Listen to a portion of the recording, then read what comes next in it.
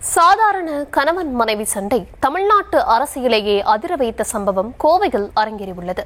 காரில் வைத்து பெண் ஒருவர் கடத்தி செல்லப்பட்டதாக கூறப்பட்ட சம்பவத்தில் திடீர் திருப்பமாக பெண் கடத்தப்படவே இல்லை என்ற வீடியோ வெளியாகி இந்த சம்பவத்தில் அரசை கண்டித்து அறிக்கைகளை அள்ளி வீசிய எதிர்க்கட்சித் தலைவர்களுக்கு ஏமாற்றத்தை ஏற்படுத்தியிருக்கிறது.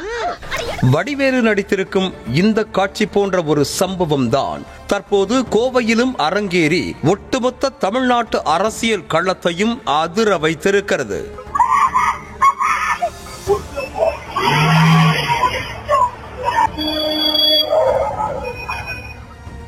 கோவை இருகூர் அருகே பெண் ஒருவர் காரில் கடத்தப்பட்டதாக சிசிடிவி வீடியோ வெளியாகி அதிர்ச்சியை ஏற்படுத்தியது. அந்த வீடியோவில் பெண் அலறியது பதைபதைப்பை ஏற்படுத்தியிருந்தது. காரின் எண் தெளிவாக பதிவாகாததும் கடத்தல் தொடர்பாக யாரும் புகார் அளிக்காத காரணத்தினாலும் அங்கு என்ன நடைபெற்றது என்று யாருக்கும் தெரியாமல் இருந்தது. கோவை காவல் ஆணையரும் இதே காரணங்களை தான் கூறியிருந்தார். ஜஸ்ட் இப்போ இன்ஃபர்மேஷன் நமக்கு பாசர் பை ஒரு உமன் பார்த்துட்டு இந்த ஒரு வண்டியில் சத்தம் போட்டு ஒரு சத்தம் கேட்டது அப்படிங்கிறது மட்டும்தான் நமக்கு இப்போ தகவல் இருக்குது. இது ரிலேட்டடாக நமக்கு எந்த விதமான கம்ப்ளைண்ட்ஸும் இது வரைக்கும் வரலை. இருப்பினும் சிசிடிவி காட்சிகளை கொண்டு கடத்தல் என கூறப்படும் சம்பவம் தொடர்பாக விரிவாக விசாரணை மேற்கொள்ளப்பட்டது.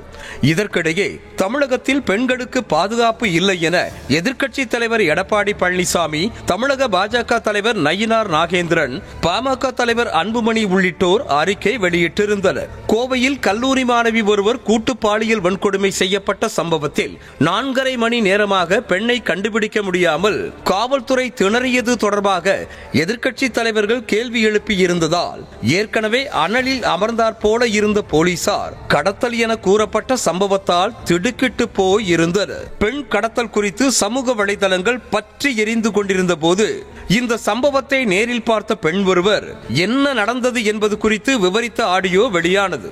அதில் பெண் கடத்தப்பட்டது போல் தெரியவில்லை என்றும் சத்தம் மட்டுமே கேட்டதாகவும் ஓட்டுநர் இருக்கையில் அமர்ந்திருந்த ஒருவர் பெண்ணை கழுத்தை நெரித்ததாகவும் கூறியிருந்தார்.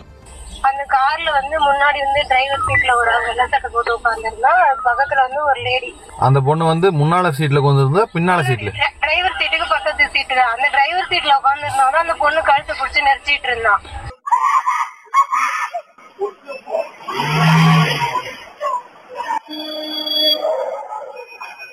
அவர் ஒரு அடி அடிச்சாரு. நான் திருப்பி ஒன்று வச்சேன், நான் வாங்கணுமா அவங்ககிட்ட அப்படின்னு. அப்புறம் அதனால பையன் ஐயோ இது ஏன் இப்படி மான மரியாதையெல்லாம் வாங்குறீங்க, முதல்ல எடுங்க கார் எடுங்க இதுதான் நடந்துச்சுங்க சார். அப்புறம் நாங்கள் வந்துட்டோம் பேசாம. ஆடியோ வெளியான அடுத்த சில மணி நேரத்தில் தமிழ்நாட்டு அரசியலை அதிர வைத்த சம்பவத்தை முடிவுக்கு கொண்டு வரும் வகையில் கோவை காவல்துறை ஒரு வீடியோவை வெளியிட்டது. அந்த வீடியோவில் இருந்தது வேறு யாருமல்ல, கடத்தப்பட்டதாக கூறப்படும் சம்பவத்தில் தொடர்புடைய பெண் பேசிய வீடியோ தான் அது. இவர் இறங்க சொன்னார், நான் இறங்க மாட்டேன்ட்டேன், எனக்கு முடியலன்னு. சரி வா உங்களோட இதே ரோதன்னு சொல்லி கூட்டிகிட்டு வந்தார்.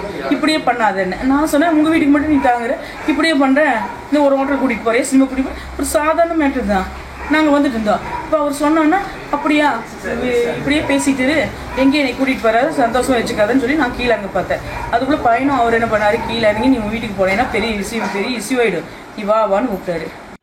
அதில் பேக்கரிக்கு சென்று வரும் வழியில் தனக்கும் தனது கணவருக்கும் சண்டை ஏற்பட்டதாகவும் அதில் தன்னை கணவர் தாக்கியதாகவும் தாமும் கணவரை திருப்பி தாக்கியதாகவும் கூறி கடத்தல் சம்பவம் தொடர்பான கலேவரங்களுக்கு முற்றுப்புள்ளி வைத்தார். நான் வரல, நான் கிளம்பி போறேன்னு. அப்புறம் காருக்குள்ள பிடிச்சி நீ முதல்ல வா உள்ள, என்ன பிரச்சனை பண்ணாத, வீட்டுக்குள்ள போய் பேசிக்கலாம் அப்படின்னு சொன்னாரு.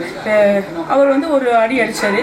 நான் திருப்பி ஒன்று வச்சேன், நான் வாங்கணுமா அவங்ககிட்ட அப்படின்னு. பெண்கள் பாதுகாப்பை கேள்விக்குள்ளாக்கும் வகையில் நடைபெற்றதாக கூறப்பட்ட சம்பவம் இறுதியில் நகைப்பை உண்டாக்கும் வகையில் முடிவுக்கு வந்த நிலையில் சமூக வலைதளங்களில் மீம்ஸ்கள் ரெக்கை கட்டி பறக்க தொடங்கியுள்ளன.